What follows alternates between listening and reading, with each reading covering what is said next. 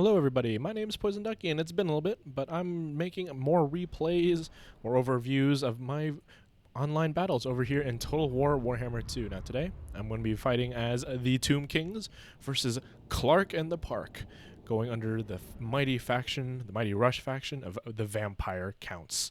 Let's get right into the battle. Let's go a little slow motion here because, man, I'm going to have to go over my army. Now over here in the front, in vanguard position, I'm going to have 2 units of skeleton horsemen archers. Something that the Vampire Counts have a huge lack of, and by huge lack of, I mean they just don't have it at all, are any ranged units, except for magical attacks, of course.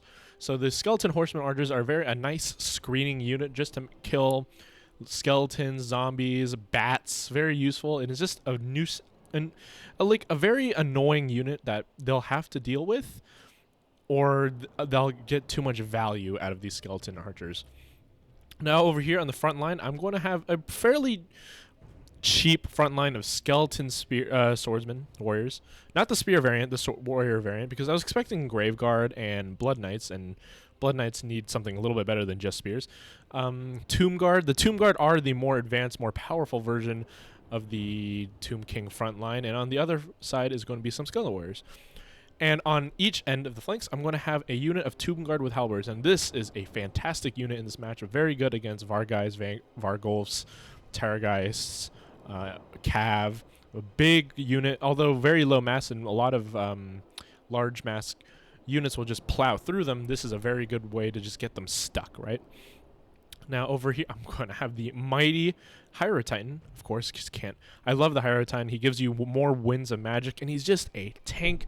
He has 100 armor, and he just 9,000 hit points. He's tough. Excuse me. He is a tough target to take down, and he just, if you put too many resources into taking him down, I think that's a mistake. Now, on the right flank, I'm going to have 2 units of Nekahara horsemen. Now, these are just normal shielded and armored, well, mildly armored cavalry with an anti-infantry bonus. It's very mediocre. They're not that expensive, and they're just good at using the hammer anvil, but they're also melee cavalry. They have good melee defense at 35, so if they get stuck in a fight, they definitely can deal a lot of damage, and their charge bonus is kind of mediocre. So they're just an overall good cavalry unit. I'm going to have the mighty Chosen of the Gods, the Ushapti the Great Bow, especially with their like shotgun arrows. Very fantastic armor-piercing anti-infantry. And I'm going to have the Tomb Guards behind them to protect them because I am expecting zombie summons. Now earlier, I think I said here, I have Grand Hierophant Katep. Now, he's probably not the strongest hero. I'm actually pause it because I think the vampires are moving a little too fast. He's not the strongest hero in the roster of the Tomb Kings, but he has an amazing ability where he essentially gets Sandstorms, one of the Vortex spells, as just a character ability, and he has the ability to increase the cooldowns of enemy leaders' powers. So he's mainly picked against the greenskins to stop their waz, but I just like him because he's a cool guy, right? He has Darude Sandstorms. Sorry, I'm going to take a leaf out of Turn's book. These Darude Sandstorms, and I really enjoy the lore book of Nekahara, even though it may not be the most powerful. Of course, with having a weak spellcaster general, I have to have the Tomb Prince with the Guardian passive, decrease the physical damage that my general will take. And Tomb Prince, sorry, is one of the, honestly, for your money, is probably one of the best hero units you can get in terms of like the entire game. There's like what, Gorbel, and there's Gorbel. That's like about one of the very few ones I would take over this in a one-on-one fight. And I think that is the rest of my entire army. It's rather compact. It's a medium-sized armor. Not super elite, but it's medium. Now here over on the Vampire Count side, he has just a front line of zombies. Zombie. Oh, look at that. More zombies in the forest. So he is going with a very, very cheap little screen to tire out my skeletons. Which it'll be, yeah, it's a very common tactic, and then you can see the arrows from my horse archers going through, which you might think, hey, that's kind of a waste of ammo, but when I go through the army, you'll see that he has a very armored army. Now, his general is going to be Isabella von Karstein. You don't see Isabella von Karstein very often. She has not the best combat stats, but she does have one amazing ability. Excuse me a moment. I'm going to have a little issue. So I can, where is it?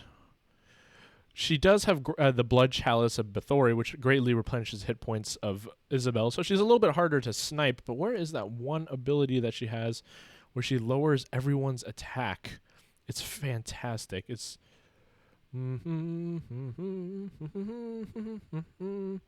There it is. The Master of Beguilement, which is a Lord ability, and it just, you choose one person and they literally cannot hit anybody. Mine is 44 melee attack. It's quite amazing. So he's going to have 2 units of Blood Knights, a very powerful anti-large cavalry unit, but it says anti-large, right? But don't let that fool you. Blood Knights beat everything. They beat infantry, they beat cavalry, they beat monsters. There's very few things that can beat a Blood Knight in a one-on-one battle. Maybe, let's see, it's, if anything at all, maybe it's the Regiment of Renown, outdoor Griffites, right? Maybe that. Not too many more. We're going to have the Black Knights with Lances and Barding, and another units of Black Knights and Lances and Barding, and he's going to have the Graveguard, the Stearnsman, one of the best units in the game. It's just hands down one of the best infantry units. Pound for pound at least, and of course a bunch of Graveguard. So these are very slow infantry, but he does have some armor piercing and just normal Graveguard, which can just hold out forever. The combination of undead, armored,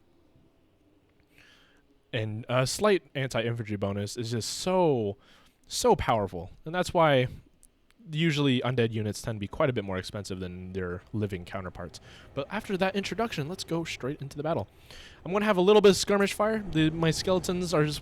I noticed, like, everything on the enemy team has armor or shields of some sort, and it's simply not effective to fire at them with my dinky little arrows. So I'm just going to go for the just skirmishing, feel them out. I want to see what's going on. I want to see here. Isabel did cast something, and she overcasted it, and she got a miscast, and she hurt herself. But she has regeneration. It really doesn't matter too much. And he's going to try to make a flanking maneuver over here with the Blood Knights. He's going to move his cavalry, over to the right side. It's quite dangerous for me, and I'm going to continue to screen him out. I move back my skeleton archers, and I move back my Nikahara horsemen because I know for a fact they will lose to the Blood Knights, and they won't get any value whatsoever. They'll fight and they'll just die. Now, a little pathing error. I was so frustrated when this happened, and my skeleton archers were on skirmish mode, as I keep them on, and for some reason, I'm not sure why, they ran straight into the Blood Knights. This is extremely frustrating for me in terms of AI. I'm not sure exactly why this happened. On the bright side, my Ushapti, my Chosen of the Gods, get clear, very powerful shots into the enemy Blood Knights because they are priority number 1. They're the biggest investment my enemy made, and it's, as long as I may have lost my skeleton archers, they weren't too useful in this matchup, but it was frustrating to lose them. But I have at least got a lot of good shots into Blood Knights. These Blood Knights are already about, like, I would say 75% health, but my opponent's going to use the Invocation and the Heck to regenerate their hit points, as he should. Now, my Haritan here, I'm just going to use as like a distraction. He's going to run up and literally just do whatever he wants to. Now, you think, but Poison Ducky, isn't that terrible? Isn't he an amazing target for Blood Knights? He is a large creature, and the Blood Knights are anti-large. But he's only one model, and getting only a few unit models of the Blood Knights can actually hit him at any given time. And he's just so big. He already has a mark of veterancy. He has one already for just stomping around. He only has 7 kills, mind you. And here comes the Darude Sandstorm.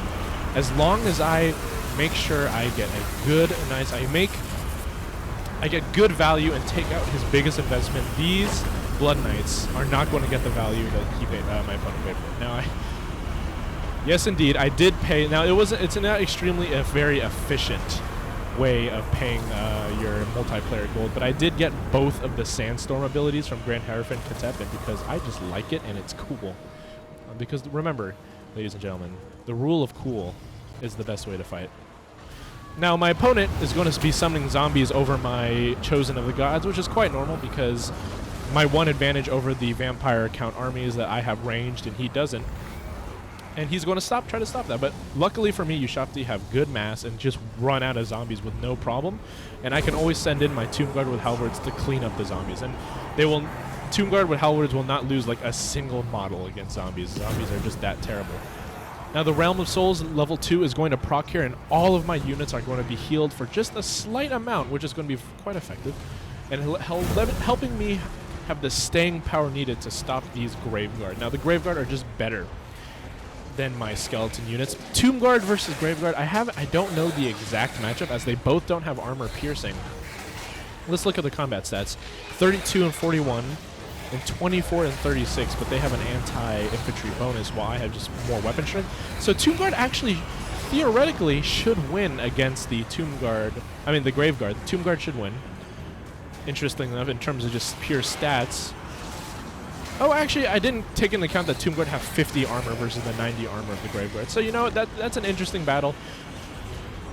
But let's see. Here we have Isabella von Karstein heading into the Chosen Gods. The enemy, my opponent here, Clark, in the park, was very smart in trying to shut down my ranged capabilities, as the Ushapti, the Chosen of the Gods, is one of the most powerful ranged units in the game, I would like to argue. And he does so very effectively, while the Ushapti are quite good in melee themselves. Isabella von Karstein stopping them is making me lose a lot of value.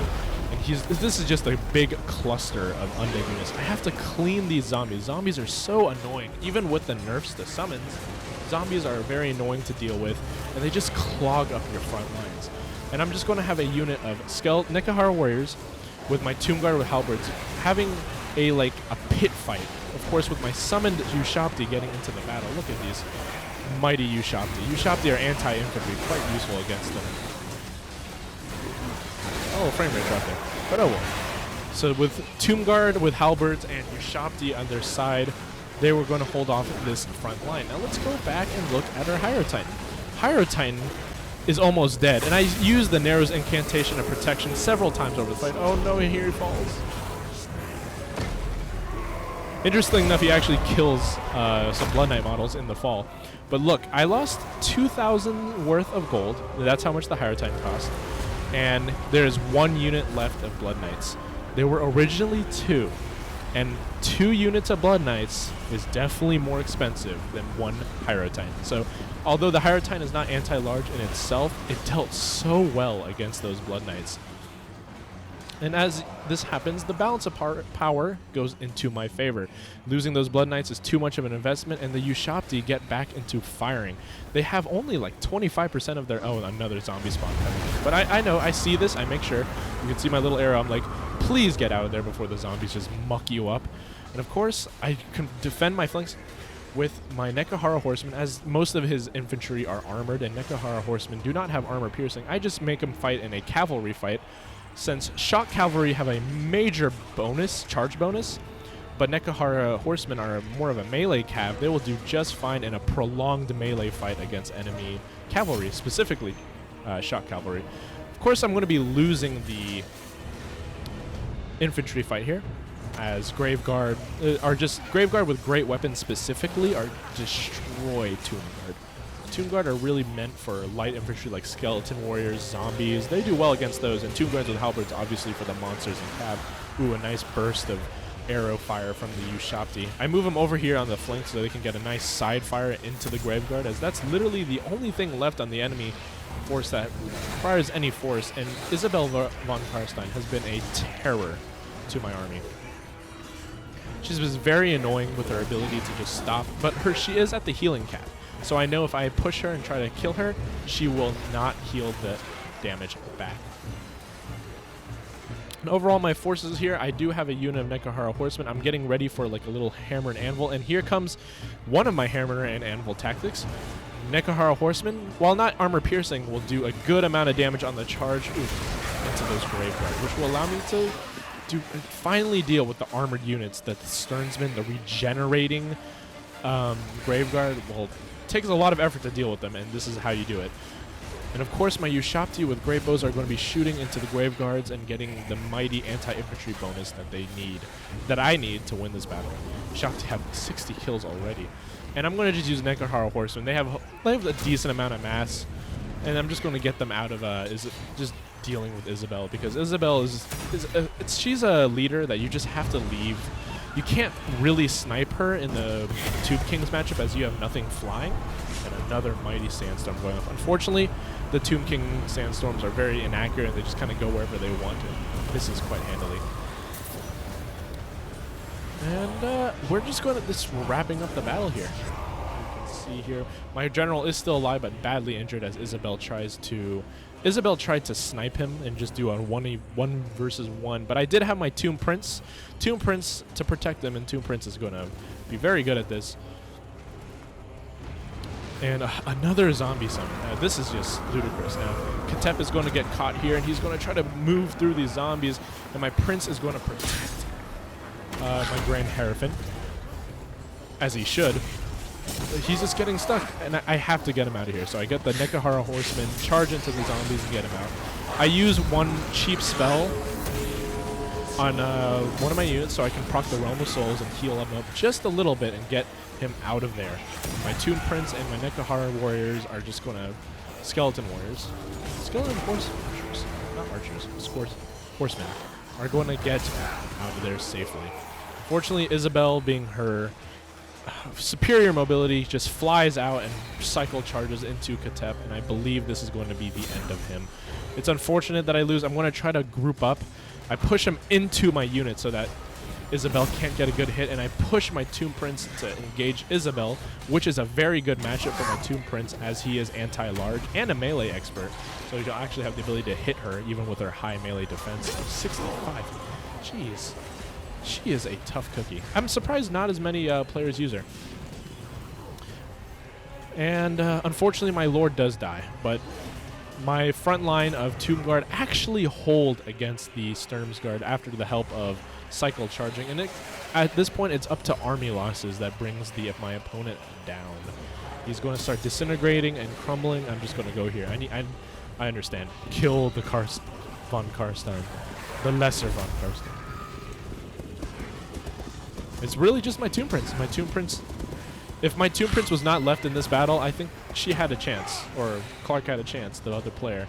But Tomb Prince in a 1 versus 1 against Isabel von Karstein with just a few cavalry, I'd be able to take her down. Another zombie summon. This is so many zombie summons. Isn't there a limit? It's been like the 8th one. But army losses take a hold, and that's a victory for me. It was a close battle, but a nice one. All right, let's take a look at our end game stats. So Grand Hierophant got 92 kills, which is quite nice. I think most of them were just zombies, though, as the Darude Sandstorms go about, which is all right. 92 looks nice, but I think it's padded through the use of zombies. 66 kills on the Tomb Prince. He did his job. He protected Hierophant for majority of the game against any von Karstein trickery and trying to snipe lords. My Skeleton Warriors did their job. They held. My Tomb Guard did very well. 127 kills and 117 kills. That's combining that they fought zombies and Graveguard, but that's quite nice. And the Tomb Guard with halberds, 170 kills and 156 kills. I'm quite impressed.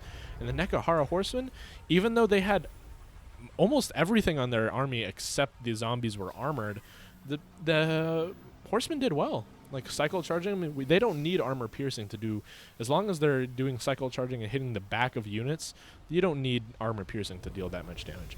Unfortunately, as you saw earlier, the Horsemen just got caught and I just lost the value. They're only 500 each, which is okay losing them, but it actually quite got me upset.